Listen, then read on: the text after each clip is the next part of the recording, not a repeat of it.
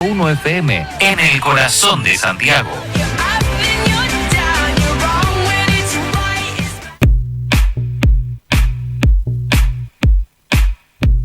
Radio U Central 107.1 FM presenta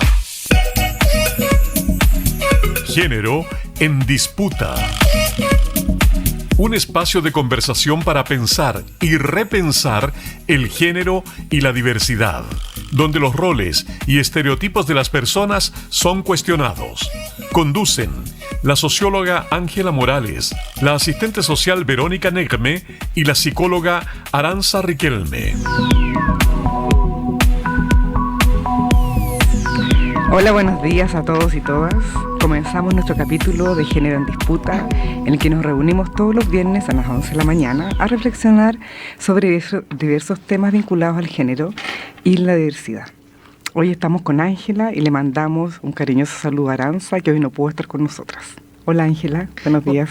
Hola, buenos días. Sí, le mandamos muchos cariños a la Aranza, que está con una fuerte gripe que nos aqueja hoy a todos y a todas con estos cambios y este frío también.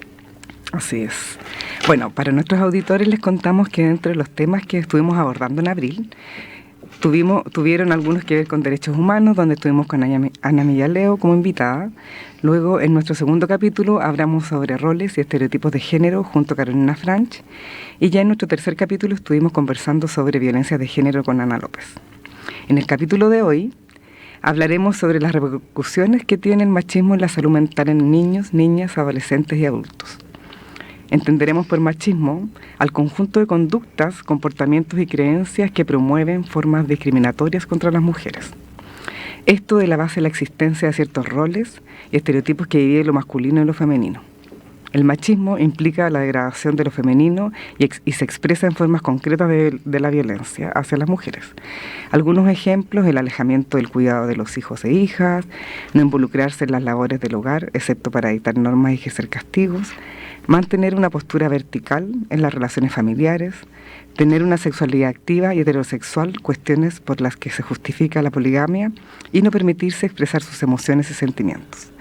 Para esto tenemos hoy día el agrado de contar con una invitada especial, María Ignacia Beas Guerrero, psicóloga clínica con 2 años de experiencia en temáticas de género, diversidad y violencias, experiencia en coordinación y ejecución de proyectos relacionados a la atención en salud mental, acceso a la salud sexual y reproductiva y educación sexual integral. Bienvenida, María Ignacia. Muchas gracias. Un gusto de estar acá. Bienvenida. Para nosotros es un placer estar contigo hoy y poder tocar un tema tan relevante como es la salud mental por una parte, pero también ligado a los temas de género, porque ya por sí sola hablar de salud mental es un desafío, porque no todos hablamos, todas y todos hablamos de salud mental, pero además sumarle el componente de género y diversidad yo creo que es aún más complejo. En ese sentido, para comenzar, Ignacia, me gustaría si nos pudieses contar a partir de tu experiencia de qué forma el machismo, como nos contaba Vero recién, esta conducta o comportamiento o creencias que promueven la discriminación impacta en nuestra salud mental de todas las personas, ¿no? Bueno, tal como tú lo dices, la salud mental ya está muy invisibilizada en lo que entendemos como salud. Por lo general, cuando hablamos de tengo buena salud, tengo mala salud, nos referimos al cuerpo, a nuestra experiencia corporal, y la salud mental queda muy invisibilizada, y sobre todo porque la salud mental no solo tiene que ver con sentirse deprimido, con las ansiedades, sino que también cómo nos relacionamos en nuestro mundo, cómo nos va nuestro trabajo, somos felices de nuestro trabajo, cómo nos va nuestra familia, cómo finalmente nos sentimos plenas y plenos en nuestro bienestar, en el lugar y los contextos en los cuales transitamos. Y desde ahí el machismo tiene un impacto muy significativo en la salud mental de las personas, las mujeres, hombres y disidencias, porque estos estereotipos que nos hablan de cómo debemos ser las mujeres, cómo debemos ser los hombres, específicamente aquellos estereotipos que son binarios, que no reconocen otras identidades y otras sexualidades, que van más allá de lo que se entiende por masculino y femenino, Impactan porque muchas veces tratamos de encajar, de adaptarnos a aquellos estereotipos más allá de los deseos que cada una y cada uno tiene. Por ejemplo, en la sobrecarga que experimentamos todas las mujeres. Por ejemplo, yo creo que son pocas las mujeres que actualmente se dedican solo al cuidado. Hoy estamos muy atravesadas por distintas jornadas que son la laboral, son la de cuidado, y el cuidado no solo de nuestra familia, el cuidado de nuestras amigas, el cuidado de la afectividad en general, el cuidado incluso en nuestros lugares de trabajo. Por lo general el cuidado, el autocuidado de los equipos cae sobre los cuerpos femeninos. Entonces desde ahí es como entendemos esta triple, doble carga y cómo se traduce en carga mental, cómo se traduce en presión, en ansiedad, en desilusión de lo que yo debería hacer, cómo afecta mi autoimagen. Y desde ahí la salud mental sí se afecta, porque el mensaje que por lo general tienen estas creencias y actitudes machistas es si tú encajas en lo que se espera o no de ti. Y el no encajar en lo que espera la sociedad de una mujer, de un hombre, afecta mucho, porque afecta la identidad que tenemos, y aparte en estas creencias que se hilan en nuestra cultura también se generan estigmas. Y estigmas, ¿a qué me refiero con estigma? O sea, creencias negativas ante ciertos deseos, prácticas, relaciones que las personas pueden tener y que muchas veces no encajan con estos mandatos de género. Y desde ahí es la idea de una autoimagen se puede ver afectada, como les decía, la ansiedad de la carga mental. Por ejemplo, a raíz de los anticonceptivos podemos hablar. Las mujeres por lo general somos las que se encargan de nuestra fertilidad, de la fertilidad del planeta, de cómo nos cuidamos a través para no tener embarazos no deseados. Y desde ahí, por ejemplo, el solo tener que ir a la matrona, el solo tener que hacerse cargo de la pastilla anticonceptiva todos los días, puede implicar una afectación en la salud mental importante, porque el estrés aquí estamos hablando que se agrega una carga, que se agrega una tarea, una actividad que el resto de los otros, de nuestros congéneres, podríamos decir, de las personas masculinas o que no tienen un útero, no se hacen tanto cargo. Y desde ahí, ¿qué pasa cuando a una mujer se le olvida la pastilla anticonceptiva? Se siente horrible. Tiene un embarazo no planificado.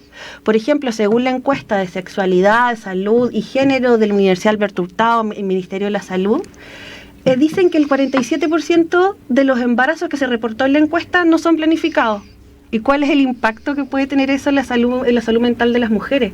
Por lo general se reporta con dificultades de aceptar aquel embarazo, con las dificultades de aceptar que fallé, vergüenza, culpa, y que finalmente ese tipo de situaciones, como en el ejemplo de la salud sexual y reproductiva, nos muestra cómo de repente pequeñas situaciones que las vemos como pequeñas generan un gran impacto en nuestra salud.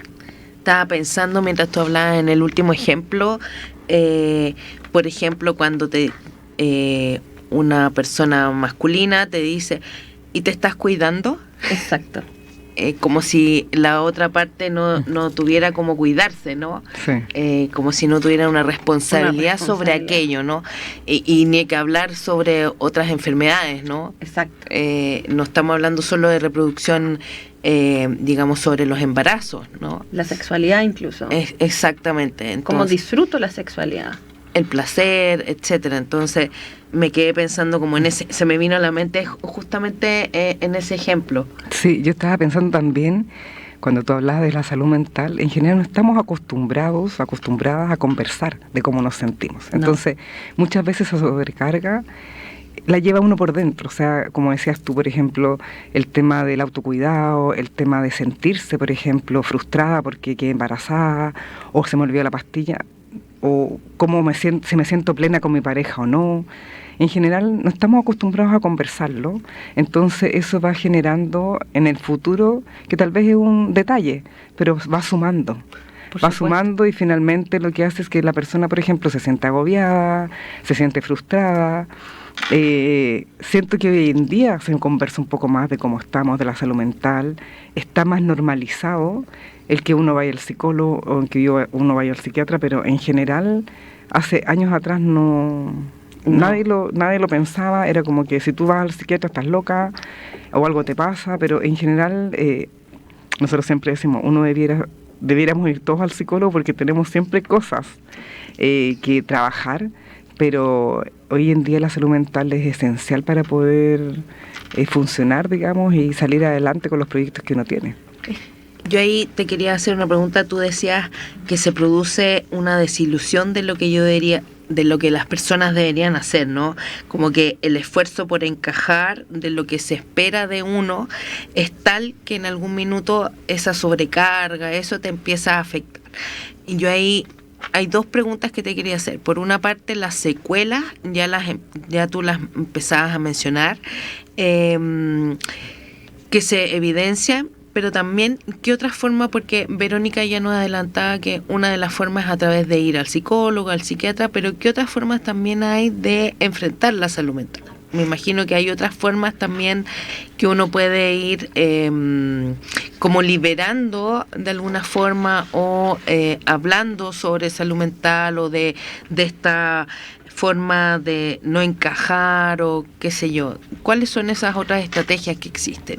Por ejemplo, creo que las dos tocan puntos súper importantes. Por ejemplo, Verónica nos habla del silenciamiento, de cómo de contar estas experiencias que se salen de esta norma de género. Finalmente es muy difícil, porque, por ejemplo, una mujer que queda embarazada sin haberlo querido, porque falló el método, porque se le olvidó, porque etcétera, inmediatamente lo silencia. Lo vive desde el ocultamiento, escondida porque si no se caen prejuicios sobre esa persona. Y esos prejuicios son en relación al género, que no se cuidó, que no fue responsable, que quiso quedarse embarazada. También hay mitos asociados, que quiso quedarse embarazada, que quiso casar al marido, a la pareja, etcétera, o que quería ser madre sin preguntarle al resto, como si fuera una decisión que se oculta. Entonces, por lo general, no decimos nuestras experiencias en relación a estos mandatos, estereotipos de género, por miedo a los prejuicios, a la discriminación y al estigma. Podemos hablar de estigma como algo que por lo general está asociado a conductas más extremas, pero el embarazo está cargado de estigmas, la maternidad está cargada de estigmas, la sexualidad femenina está cargada de estigmas. Entonces, ante la pregunta, ¿qué más podemos hacer si no, por ejemplo, con la salud mental que es tan cara en este país, ¿qué más podemos hacer? Y ahí yo digo, es atreverse a hablarlo, es atreverse, aunque suene una acción súper mínima, el atreverse a hablar, sacar del silenciamiento lo que nos pasa y compartirlos con otras personas, ya sea mujeres, hombres, personas de la disidencia, nos ayuda. ¿Y por qué nos ayuda? Porque nos ayuda a, de alguna forma, hacer ese lazo social que el estereotipo, que la violencia un poco destruye. Entonces, saber que a ti también te pasó que tuviste un embarazo no planificado y que lo pudiste sobrellevar o no, me va a ayudar a mí a poder entender lo que me está pasando y a vivirlo, no sintiéndome la única irresponsable de esta ciudad que tuvo que lidiar con esa situación.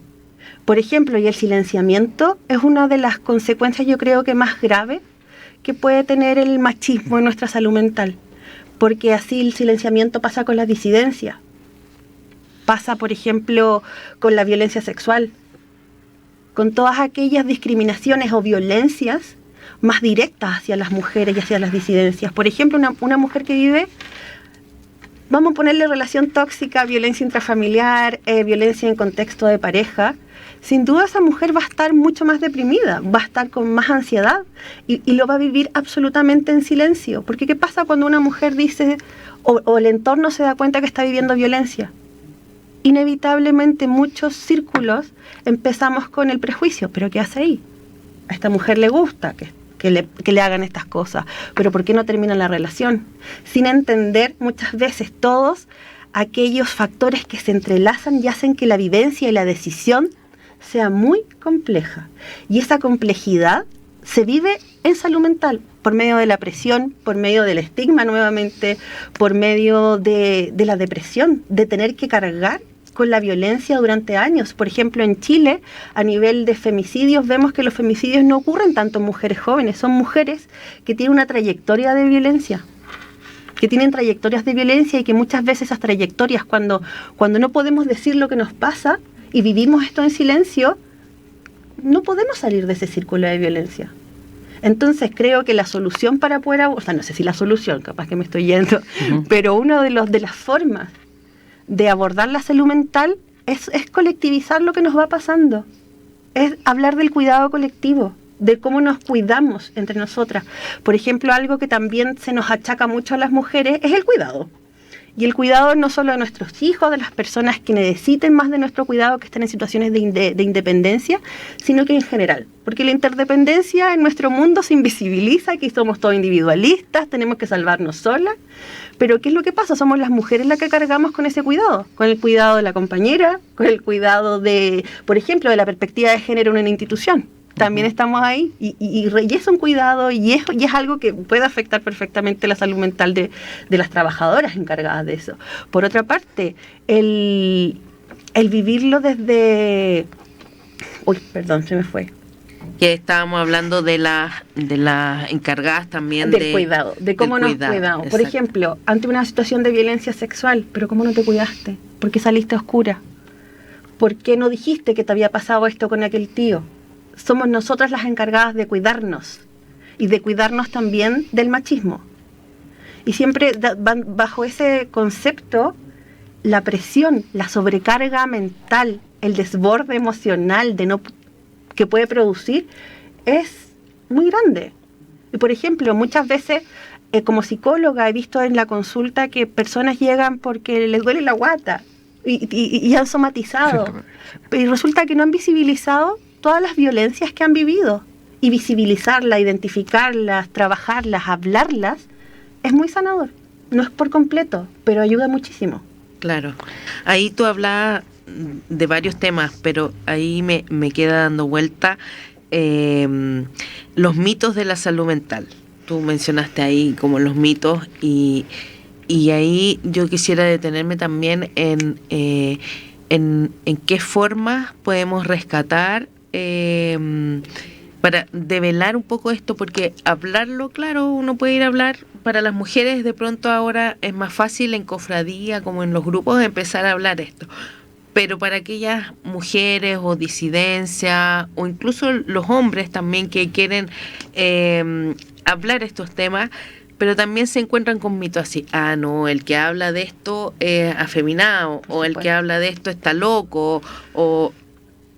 ¿Qué otros mitos nos encontramos? O barreras o estigmas, como dices tú, como estas creencias negativas en torno a que uno hable estas cosas que tienen que ver con el silenciamiento que tú decías, nos podemos encontrar y que dificultan, que tienen que ver también con el machismo, con estas creencias como más bien patriarcales que tenemos nosotros. ¿Crees tú que están detrás de que uno pueda hablar estas cosas o concientizarlas, no solamente en grupos de mujeres, sino que en otros grupos nomás? Mira, es que ahí se atraviesan varios mitos. Por ejemplo, el primero que se me ocurre es el estigma de la salud mental. Que una persona que necesita hablar porque se siente mal emocionalmente, o de repente no puede controlar sus emociones o sus conductas, está loca. Y el apelativo loca o el campo de la locura se entiende como mito que es un camino casi que sin retorno, el lo que sí. Entonces nadie quiere mostrarse disminuida en sus capacidades frente a otra persona.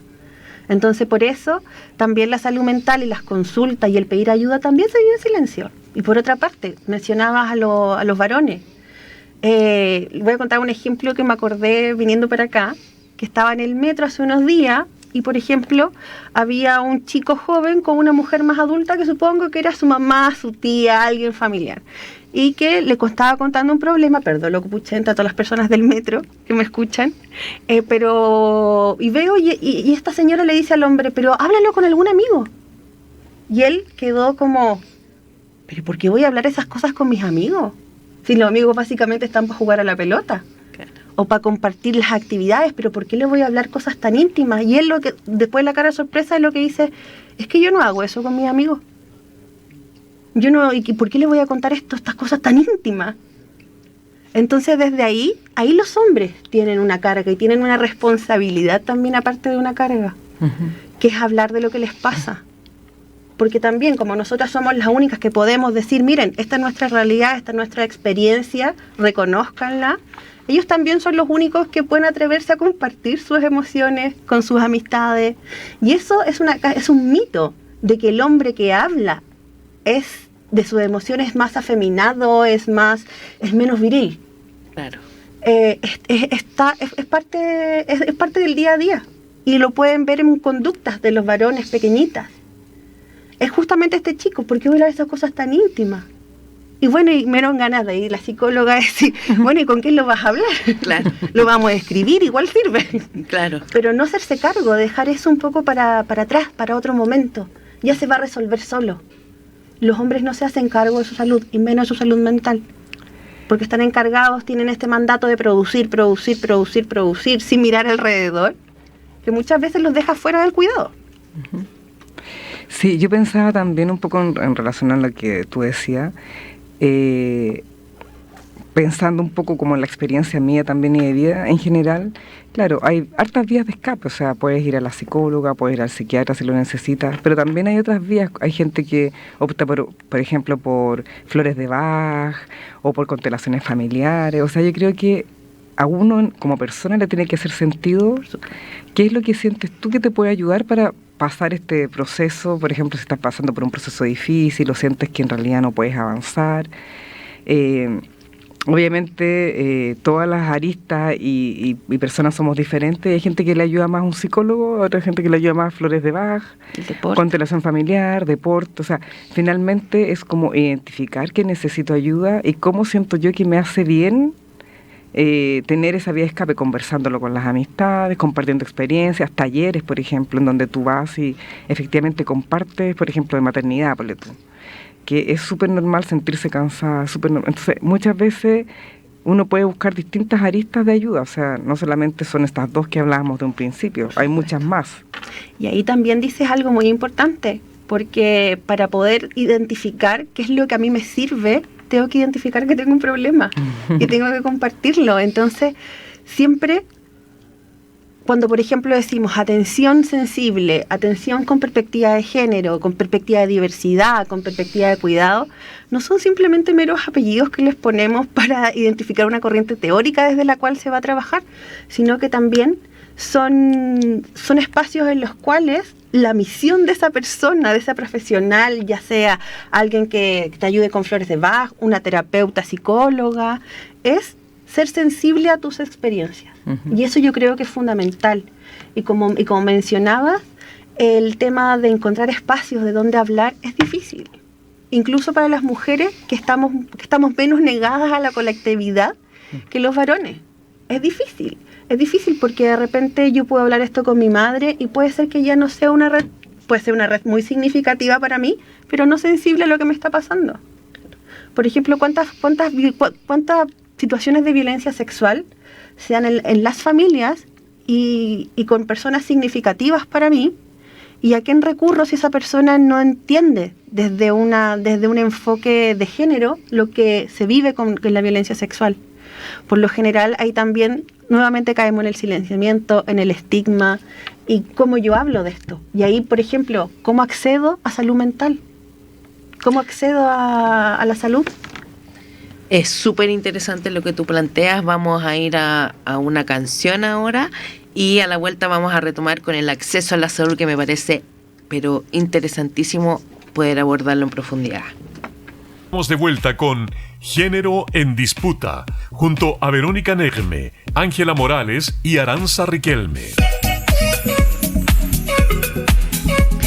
Hola, aquí estamos, son las 11:28 y estamos en una entretenida conversación con Ignacia Beas, quien es psicóloga y que estamos junto a Vero conversando con ella acerca de salud mental desde el punto de vista del género, las diversidades y su impacto a propósito de los estereotipos, los roles, el machismo, etcétera, y quedamos en cómo el acceso a la salud es una dificultad hoy por hoy para poder abordar la salud mental.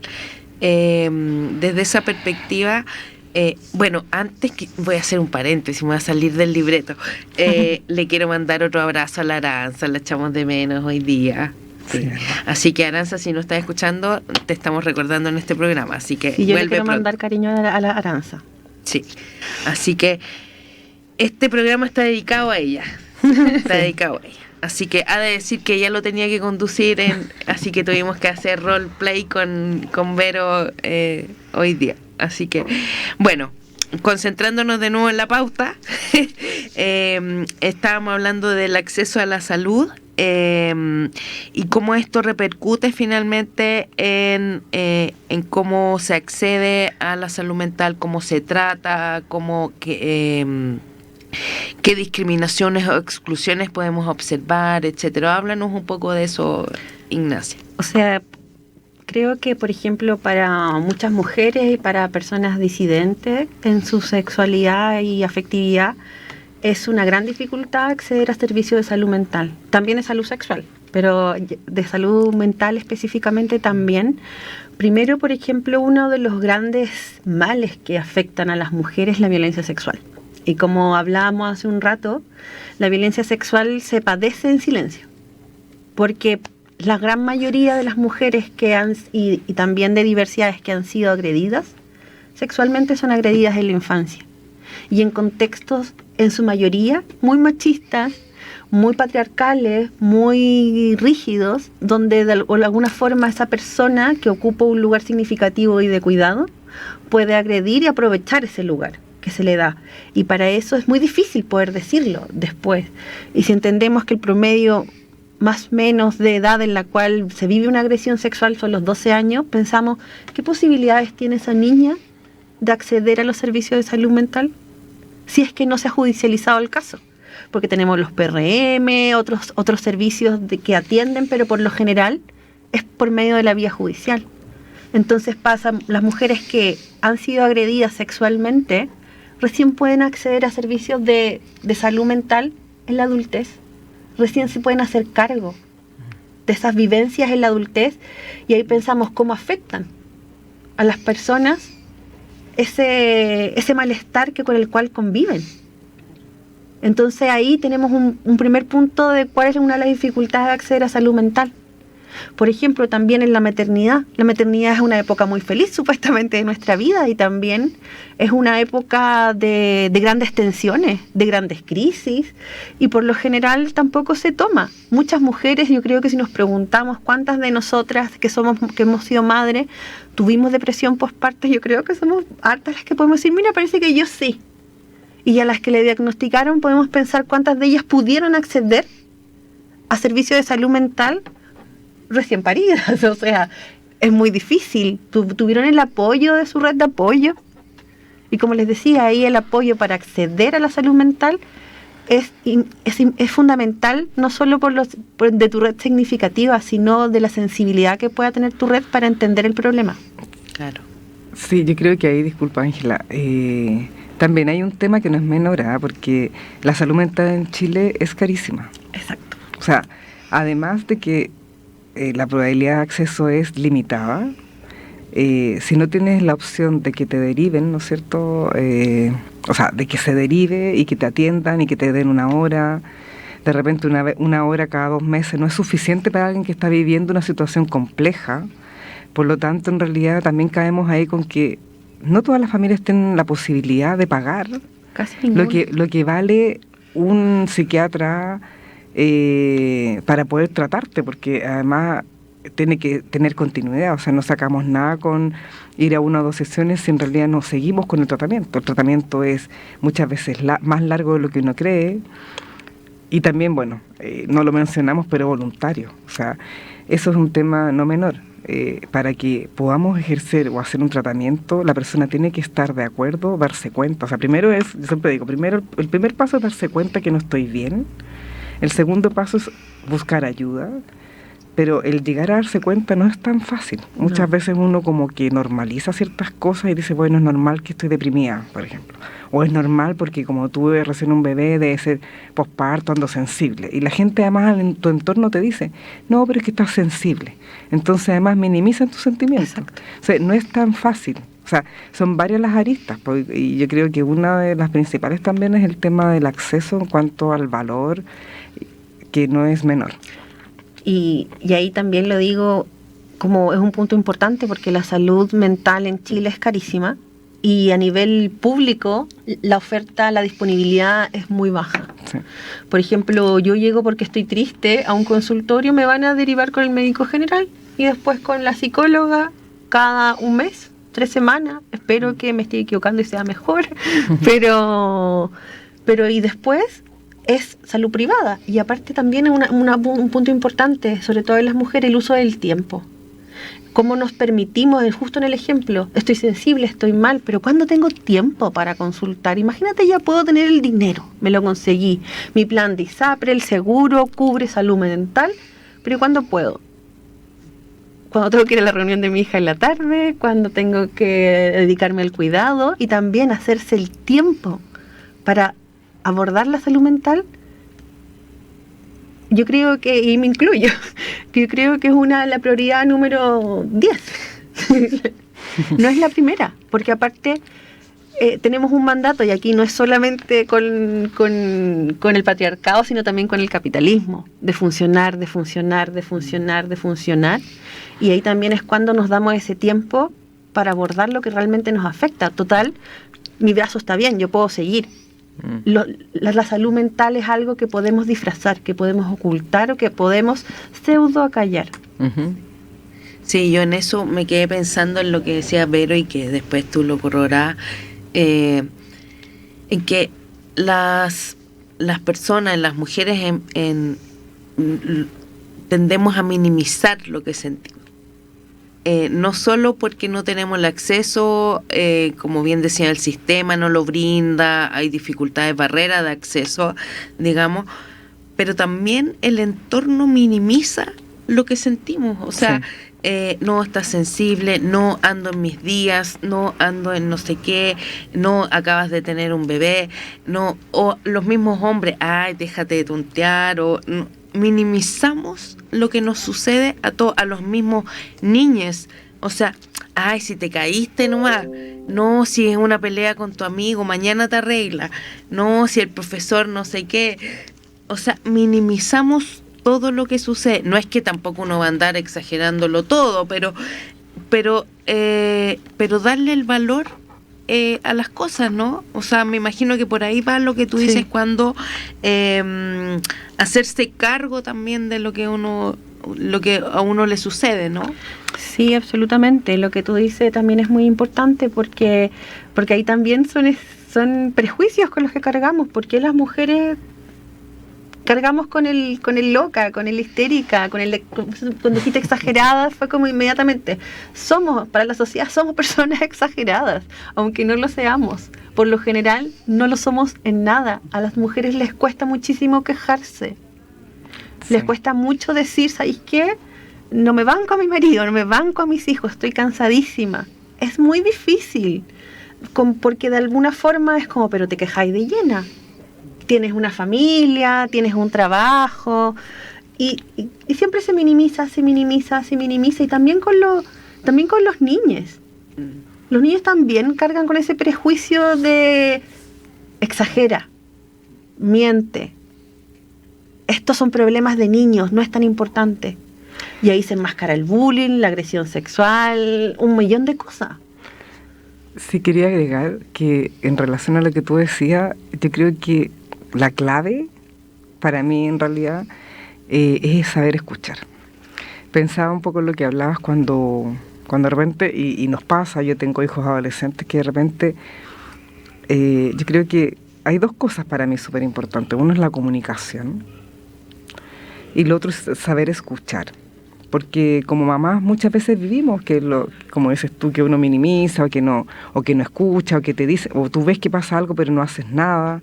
Y yo creo que ahí el parar las antenas, digamos, decir, chuta, esto no es normal, no estamos bien, algo está pasando. Si tú ves que tu hija, por ejemplo, o hijo o hija llora, o te está expresando, por ejemplo, que no se siente contento en el colegio, algo está pasando. Entonces yo creo que ahí es como hacer la invitación a las mamás, digamos, que tenemos, y a los papás también, obviamente, hijos adolescentes, en el fondo es como, escuchemos, algo está pasando, prestar oreja.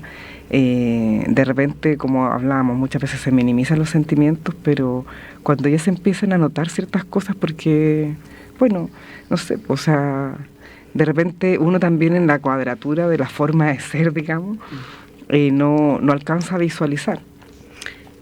Y lo que también dice es fundamental, porque el poder escuchar a la otra persona libre de prejuicios es fundamental, y porque ahí está la sensibilidad y la humanización desde nuestra atención como relacional de persona a persona, o también en los profesionales y las profesionales de salud. ¿Por qué? Porque esa sensibilidad no va a estar en que yo pueda comprender todo lo que me dice mi hijo o otra persona respecto, por ejemplo, a su deseo sexual o a su identidad de género. Es capaz que no lo entiendo, capaz que de verdad para mí me está hablando chino, pero es reconocer la experiencia vital y lo importante que es para ese tema para esa persona y lo mucho que le está haciendo sufrir. Entonces desde ahí, es ahí la sensibilidad, entender de que somos personas diversas y que nuestras experiencias y vivencias subjetivas son diversas, y que por lo tanto nuestros cuerpos, nuestra sexualidad, nuestras vivencias también lo serán. Entonces escuchar a la otra persona activamente, sin prejuicio y con respeto. Yo creo que esa es la clave. No hay tanto que entender teóricamente qué es el machismo, cuáles son las... O sea, es fundamental, pero al momento de escuchar necesitamos dejar estos prejuicios y lo que no entiendo en el bolsillo, dejarlos atrás y poner a la persona primero. Yo estoy totalmente de acuerdo con lo que tú dices. De hecho, como que me hace sentido, pero ¿cómo lo hacemos en la práctica si tenemos... esta es una pregunta retórica, o sea, me la puedes responder, obviamente, pero ¿cómo lo hacemos en la práctica si tú vas al colegio, por ejemplo, estoy pensando en los niños, o aquí mismo en la universidad donde estamos, tú vas y dices... a mi hijo o mi hija, a mi hija que es autista, lo dejaron fuera, porque he estado leyendo Instagram que lo dejaron fuera, no tienen PIE o no tienen sala de contención que dice la ley, qué sé yo, y no te escuchan o no escuchan al niño con su... No, si le dio la rabieta nomás. Cuando tiene necesita un espacio de contención especial. No lo están escuchando en su necesidad a la persona. Entonces, cuando el entorno te está diciendo otras cosas, ¿cómo tú luchas con ese derecho? ¿Cómo tú luchas con esas voces que te dicen, o lo que hablábamos recién cuando la Vero decía que las mamás decían, no, si estás sensible, y tú quieres decir que no es... Tú sientes, porque a la larga uno siente cuando es que de verdad estoy sensible o ando con sueño, a cuando uno siente que de verdad algo está pasando que va más allá. Es que es complejo, porque cómo nos hacemos como cargo de esta, o somos más sensibles como sociedad. Yo creo que no es un problema de tú, yo, nosotras, no es un problema de personas solamente. Es un problema de las personas, de las instituciones, del Estado, y también, por ejemplo, ahora que va a salir una nueva ley sobre cuidado, que el cuidado no es solo hablar de lo doméstico, no es solo hablar del cuidado de niños en la casa, del cuidado que tenemos de las personas dependientes, las mujeres, sino del cómo nos cuidamos en las relaciones. Acá tenemos una gran deuda como personas, en cómo no, y ahí apelo al sistema escolar, a salud, de cómo nos tratamos, el cómo la educación afectiva, sexual, queda en el tabú, y ahí mermamos la forma en que nos escuchamos, nos relacionamos, nos validamos, nos reconocemos. Y por ejemplo, a nivel institucional, es indispensable reconocer las dificultades de las otras personas para poder, en equipo, crear prácticas de cuidado que aborden esas necesidades de esas personas. Por ejemplo, personas TEA no gritan porque quieren gritar, no necesitan espacios de desahogo porque simplemente molestan. es porque lo necesitan regularse. La forma de gritar es para regularse, es para sentir de nuevo su cuerpo. Su cuerpo. y desde ahí es entender lo que ese fenómeno que vive esa persona implica. Lo mismo con la violencia sexual, lo mismo con el aborto, lo mismo con la discriminación de género. Y es ahí lo mismo con las dificultades incluso de aprendizaje. Y ahí es aprender a reflexionar sobre y poner en cuestión aquellas nociones que tenemos preestablecidas sobre lo que le pasa al otro. Uh-huh. Porque ahí nos transformamos en prejuicios.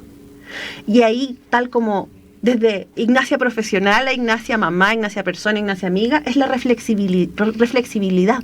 Es poder criticar mi profesión, de decir, mira, fíjate que puede que el DSM-5 no me sirva para explicar a esta persona, y dejar la teoría de lado, dejar ese prejuicio que tengo con la persona que grita, decir, está llamando la atención, y quizás que realmente necesita el grito para autorregularse. Claro. Desde ahí es aprender a cuestionarnos para crear nuevas prácticas que incluyan a todas y a todas. Claro. Está súper interesante la conversación. Vamos a ir a una pausa. Vamos a dejarlo con una canción de una banda que es una de las bandas favoritas de Ignacia, mía, de mucha gente, que está muy en boga, así que los dejamos con una canción de Los Bunkers.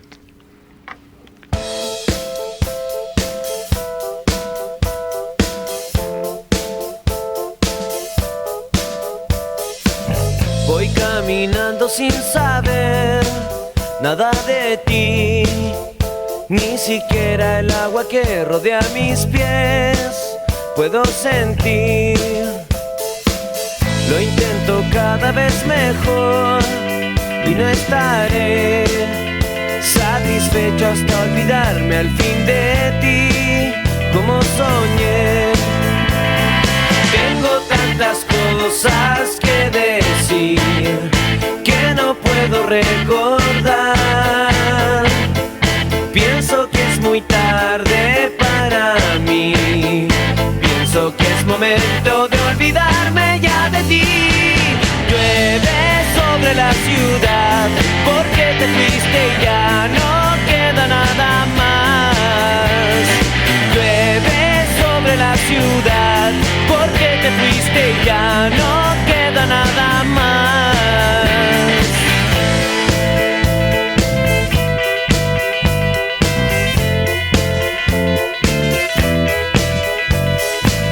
Voy caminando sin saber nada de mí, porque todo lo que siempre quise ser ya no lo fui.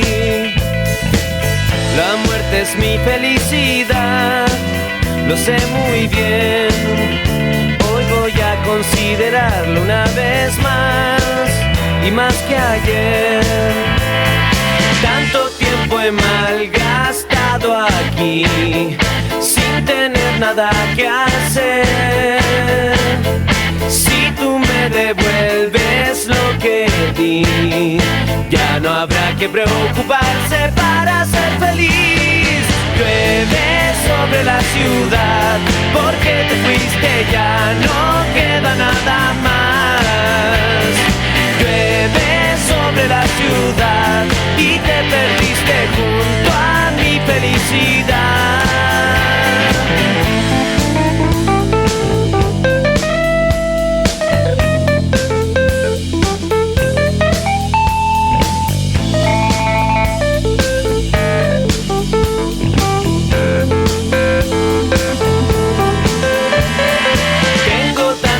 Cosas que decir, tantas que ya me olvidé.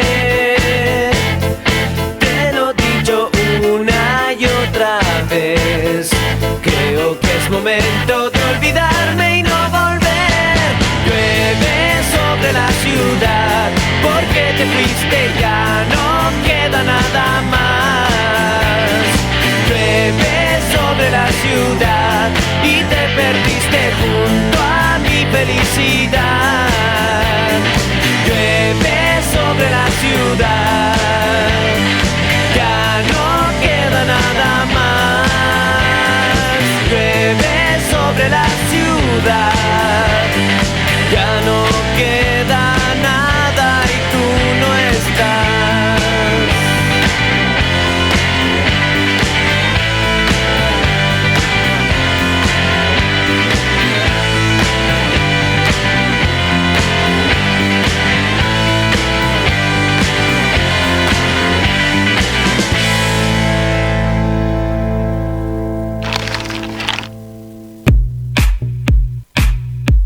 Ya estamos de vuelta con Género en Disputa, junto a Verónica Negme, Ángela Morales y Aranza Riquelme.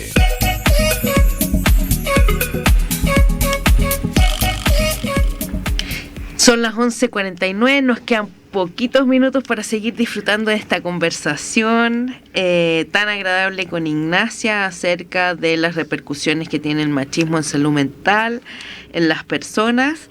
Nos hemos centrado en este último bloque en lo que es el silenciamiento, las consecuencias que trae, el cómo puede en el acceso a la salud, etcétera.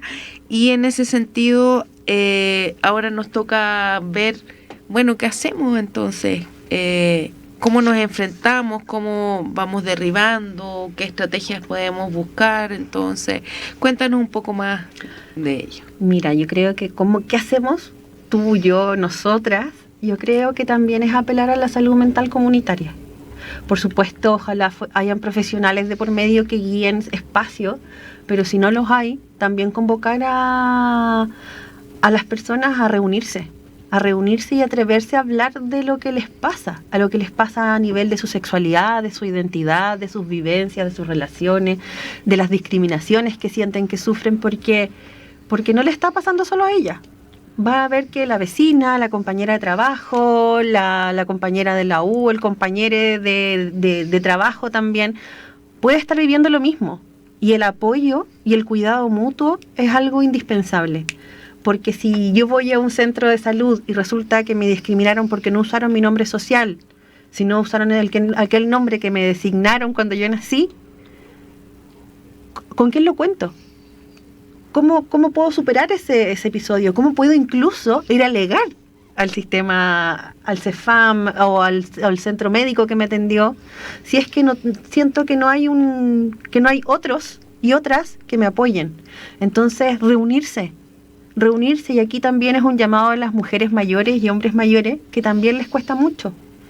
He visto en estadísticas, en caracterizaciones, que las mujeres somos las que menos estamos conformes con nuestra salud mental, y sobre todo a medida que vamos envejeciendo, a medida que se van pasando los años, porque ahí yo creo que es como, pero ya ¿para qué si estoy tan vieja? ¿Para qué voy a abordar este problema de violencia sexual que sufrí cuando era niña si tengo 60 años? Ahí nunca es tarde también, y podemos reunirnos. Y por otra parte, apelar a los ministerios, a las instituciones de salud y educación para la formación y sensibilización. Muchas veces nos capacitamos y está bien que nos capacitemos, pero la sensibilización no puede quedar de lado. La sensibilización para aprender a que mi prejuicio, mi opinión respecto a ciertos temas, no es el momento de darla. Y de repente mucho es para que otro deje de estar silenciado, callarme yo y escuchar. Sí, me parece súper en realidad importante, es lo que hablábamos y lo que hemos hablado un poco de poder comunicar, de poder de repente decir, expresar. Sabes que necesito conversar, tengo este problema, te pasa a ti. Por lo general uno tiene amigas de la misma edad, entonces uno cree que está viendo algo sola, pero si te empiezas a conversar con tus amigas o amigos, te pasa que no eres solo tú la que vive eso. Y el hecho de escuchar a otro que te dice, oye, sí, esto es así, o me pasa también a mí, y no solamente en las relaciones, yo creo que en general también en las enfermedades. Cuando alguien está enfermo, cuando algo no está pasando mal, uno dice, ¿por qué me pasa a mí? Yo soy la única que lo vive. O también cuando uno tiene una muerte de alguien querido, empiezas a conversar en talleres o en comunidades, como dices tú, o con las amistades, y en realidad te das cuenta que es un proceso que todo el mundo vive, y que es normal sentirse mal, que es normal sentirse agobiado, y que finalmente no es terrible, sino es parte de un proceso. Sí, yo en eso concuerdo con ustedes. Estaba pensando en la menopausia, ¿no? En la perimenopausia, en que ahora está como recién hablándose, como que hay grupos que están tratando de sacar este tema a la luz, como porque todavía está como tan en tabú, como que no se habla, qué es lo que siente. O sea, es un tema heavy, donde trae consecuencias no solo físicas para las mujeres o las personas que tenemos útero, sino que además a nivel mental es una serie de readaptaciones, adaptaciones nuevas, etcétera. Entonces yo decía, ¿cómo enfrentas tú a nivel de salud mental esa serie de cambios? Es que si no los tenemos, como tú bien dices, como visibilizados, identificados, conversados, socializados, a nivel de salud mental me va a afectar porque no sé lo que me está pasando. Por ejemplo, en ese tema, yo tengo 40 años y voy a, eventualmente pronto, me va a llegar y no tengo idea qué me puede pasar. Y eso no lo creo que sea la única persona de 40 años que dice, wow, estoy cerca y no sé qué me va a pasar. Claro. Entonces, eso es... o sea, no es que yo quiero ser negativa frente a este tema, para nada. Creo que muchas puertas se están abriendo, pero todavía hay muchos desafíos, ¿no? Como tú decías, yo creo que es una alternativa súper buena el tema del trabajo comunitario. De esto está, mientras Vero hablaba, también recordaba que hay múltiples formas y expresiones también del trabajo comunitario. O sea, tú puedes trabajar y hablar tus cosas mediante el arte también. Hay muchas... talleres de salud mental que también se trabajan a través de diferentes técnicas, digamos. Y en eso estaba pensando mientras ustedes hablaban, de ahí que venía que no solo psicólogos y psiquiatras, sino que estaba pensando en profesionales complementarios o tan importantes también como los terapeutas ocupacionales, por ejemplo, que tienen un rol importante también en temas de salud mental. Entonces, estaba pensando en todo eso mientras ustedes hablaban. Me parece interesante, no sé, lo que hemos hablado, sobre todo las consecuencias en las mujeres, a partir de ello en la violencia sexual que tú mencionabas, que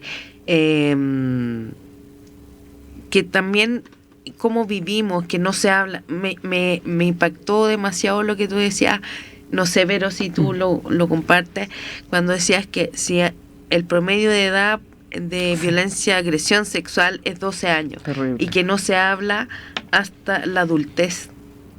Esa persona vive con esa carga, con todo lo que implica haber sido agredida sexualmente, y peor aún si fue en el ámbito familiar, durante por lo menos 15 años. Horrible, sí.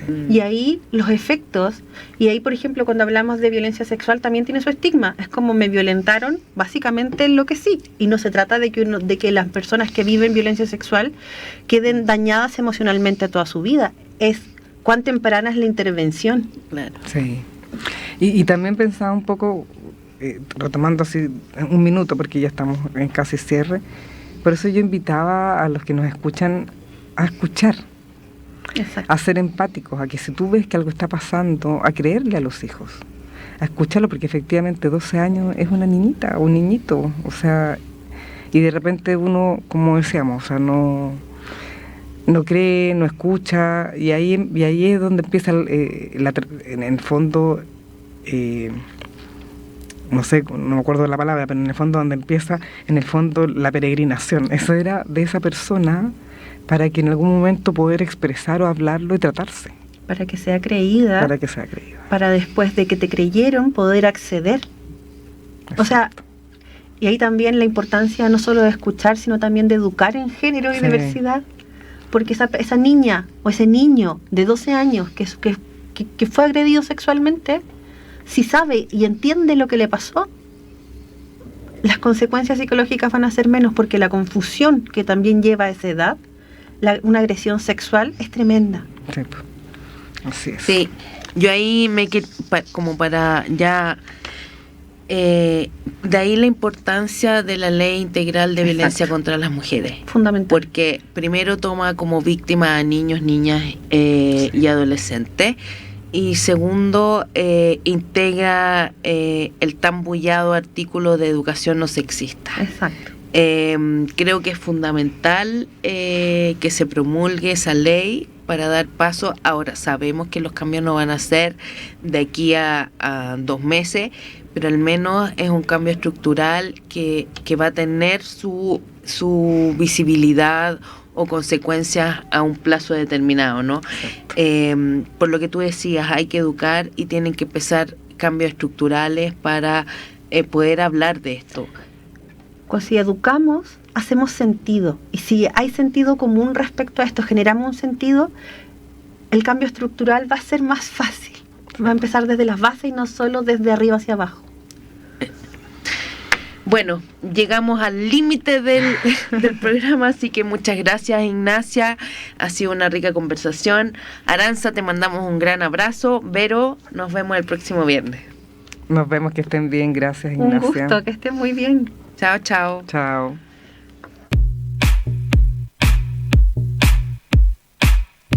En Radio U Central 107.1 FM hemos presentado Género en Disputa. Un espacio de conversación para pensar y repensar el género y la diversidad, junto a la conducción de Ángela Morales, Verónica Negme y Aranza Riquelme. Nos volvemos a encontrar la próxima semana.